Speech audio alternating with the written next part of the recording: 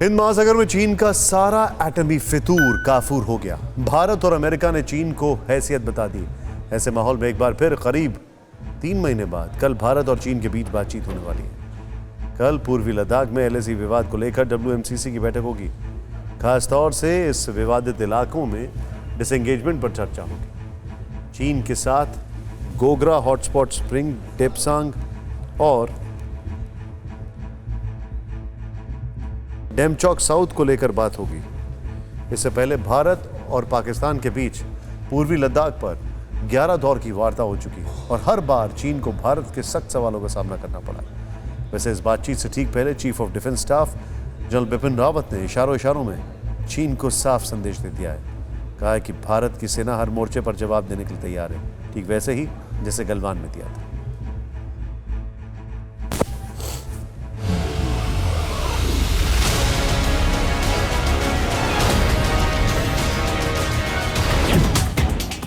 गलवान में पिट चुका चीन खूनी संघर्ष की बरसी के बाद और बौखलाया हुआ है।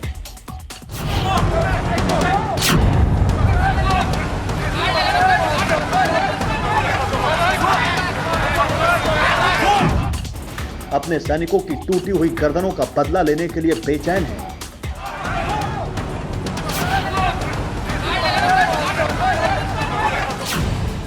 और भारत के मोर्चे पर नई साजिश को हिमाकत में बदलने के लिए एक बड़ी गुस्ताखी कर रहा है। खबर पुख्ता है कि ड्रैगन आर्मी ने फिर से आग उगलने की तैयारी की है। चीन ने S-400 एयर डिफेंस सिस्टम के 2 स्क्वाड तैनात किए हैं।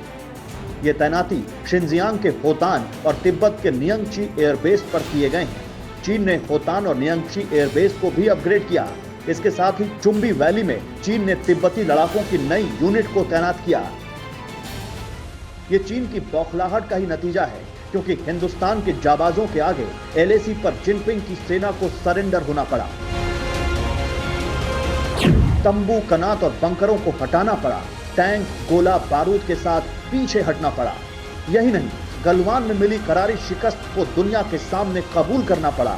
और यह सब मुमकिन हुआ हिंदुस्तानी सेना की सटीक रणनीति, कुशल नीति और पर्वतवीर जवानों के चलते।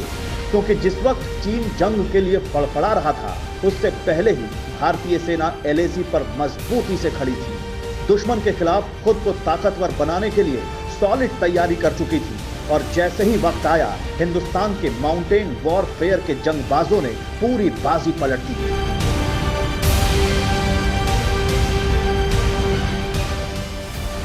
पहली बार भारतीय सेना के सबसे बड़े सैन्य अधिकारी CDS बिपिन रावत ने भी इस बात पर मुहर लगाई कि हिंदुस्तानी जवानों को पहाड़ों पर जंग लड़ने में महारत हासिल है, जबकि PLA के फौजी पहाड़ों में पूरी तरह फिसड्डी हैं।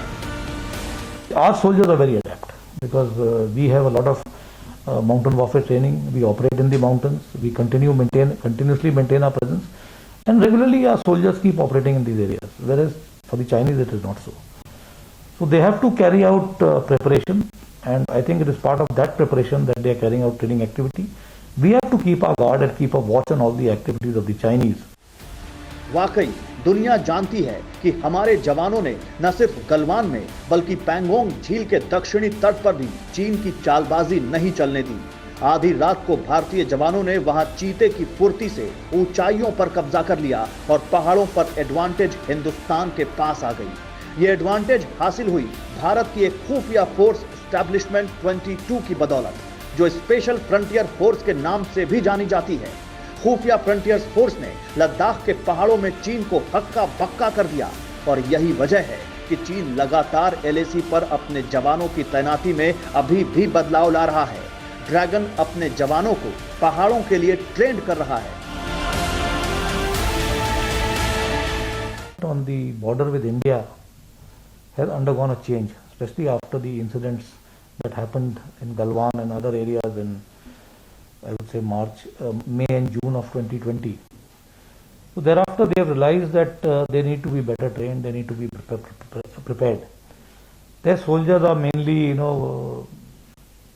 they come from the civilian street, they are enlisted for short durations. they don't have much experience of fighting in these kind of areas, operating in this kind of terrain as of.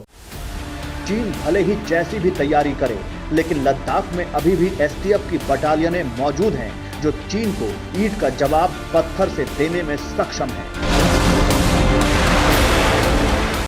अड़ी सोमवार से शुक्रवार शाम 6 बजे सिर्फ TV9 Bharatvarsh पर।